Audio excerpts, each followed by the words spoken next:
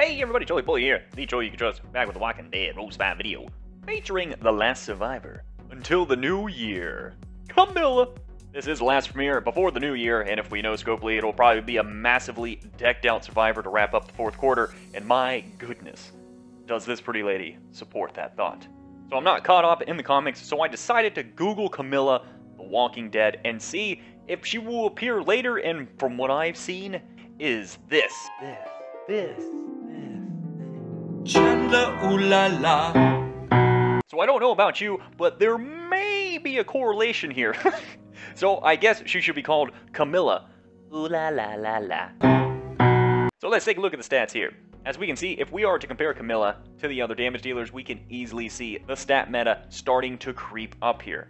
This could easily be an overtuned Survivor to make those fourth quarter profits, but these stats just annihilate the top 10 in every manner, as the second closest defense to Camila with the top 10 is Davey at 1479, and health is 1627 from Alpha or Richard. Seeing stats like these can not only make Camila a very powerful attack toon, but having her on defense, she will be able to handle herself easily just from a base stat perspective. Her leadership skill is what Melee needed for a long time. Seeing this though makes me think we will be getting a green only, which will be made for free-to-play players, which will probably be around maybe something like a login event within the next couple months.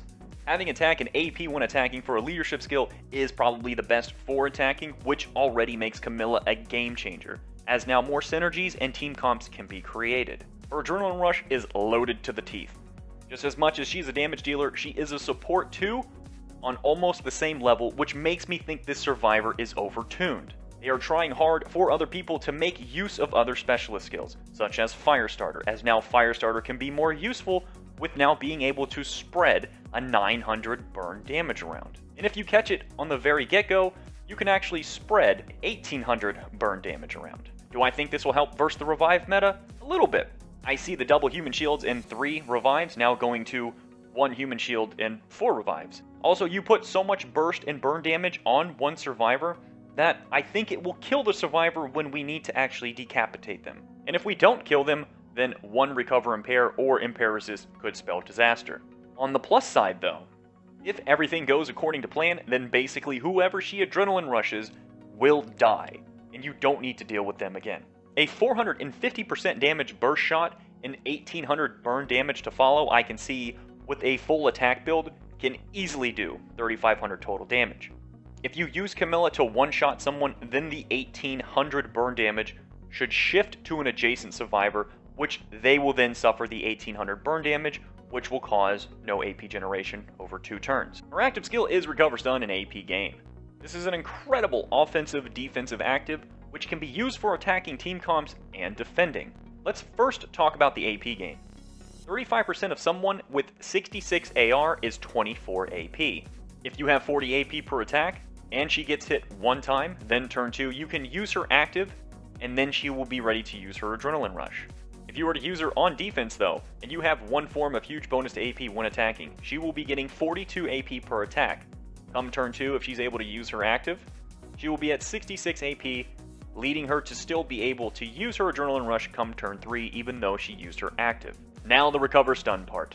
This complements the AP gain portion, as if our team had a very bad time turn 1. When it comes to RNG, this allows to cleanse that and have her ready to Adrenaline Rush that same turn with a command or the next turn.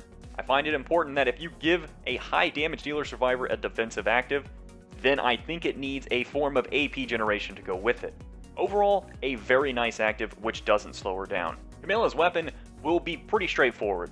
She has the highest attack stat in the game, so 1 slot being for attack will just make sense. Seeing as her Adrenaline Rush is pivotal and basically a kill shot for whoever she hits, we will want to make sure we can get her AR going ASAP. Having the ability to get 40 AP per attack will also synergize well with her active skill. If you decide to use her on defense, then that is okay too.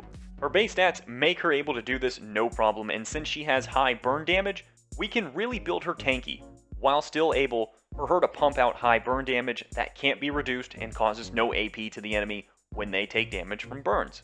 So, as for the defensive weapon, we're going to go 1 slot defense, 1 for AP when attacking, and the 3rd slot will be absolute defense. Here are 2 combat mod sets, depending on how you want to use her for offense or defense. For attacking, we go full brute force with 2 resist mods.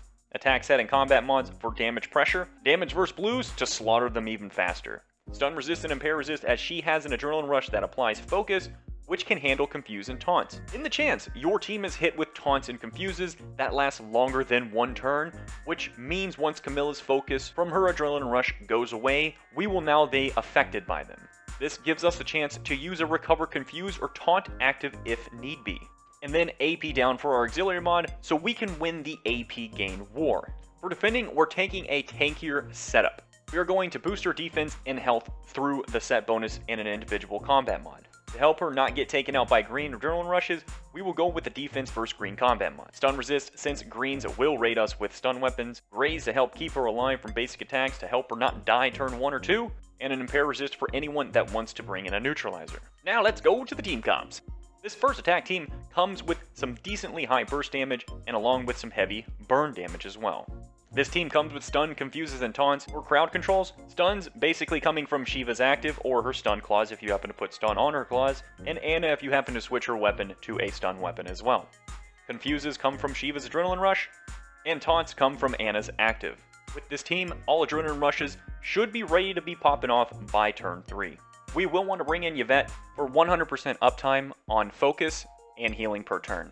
With Camila as your leader, or for anybody that can give a huge bonus to AP when attacking, if we can go through the list and find any survivor that can last a buff from their adrenaline rush or active for 3 turns, means we can pretty much have it up permanently. Since Yvette's adrenaline rush is only 76, that means it'll only take her 3 turns with 40 AP per attack to use her adrenaline rush.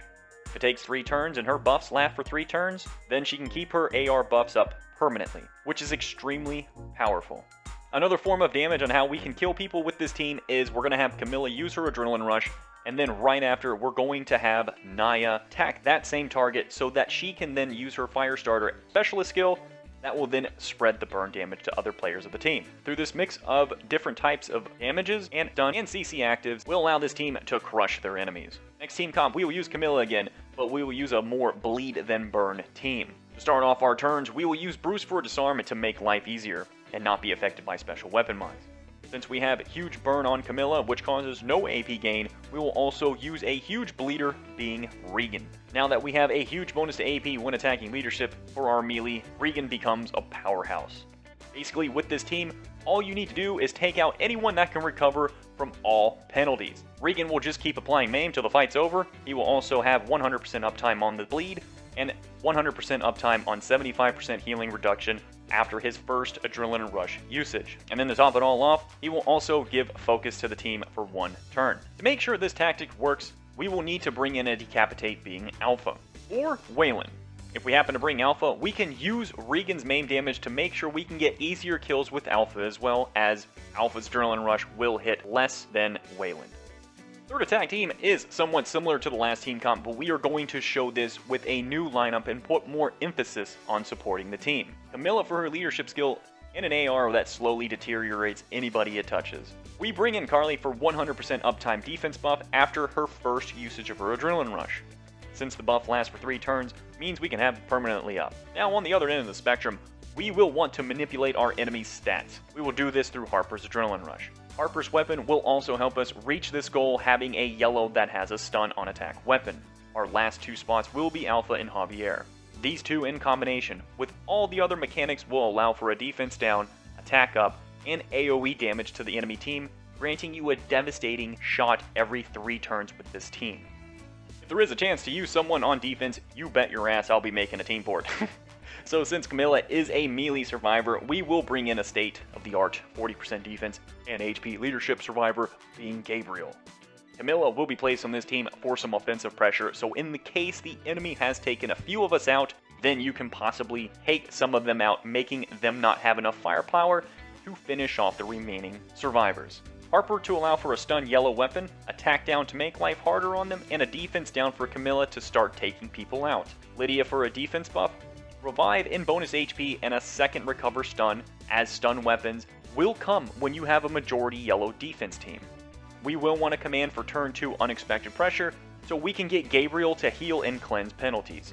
Damage and support pressure with Camilla, or damage and defense reduction through Harper, which if Harper triple attacks someone, then we can almost assume that that person will be stunned. If Gabriel is command in turn 2 and Lydia turn 3, you are looking at a very solid defense team that will take the enemy a bit of time to conquer. And that's going to wrap up the video of Camila. Ooh la la. Thank you all for watching. If you enjoyed the video and made you laugh, fortunately, anything positive, please give a nice karate chop to the like, subscribe button, leave a comment down below. Sports greatly appreciated, and on that, I'll catch you on the next video.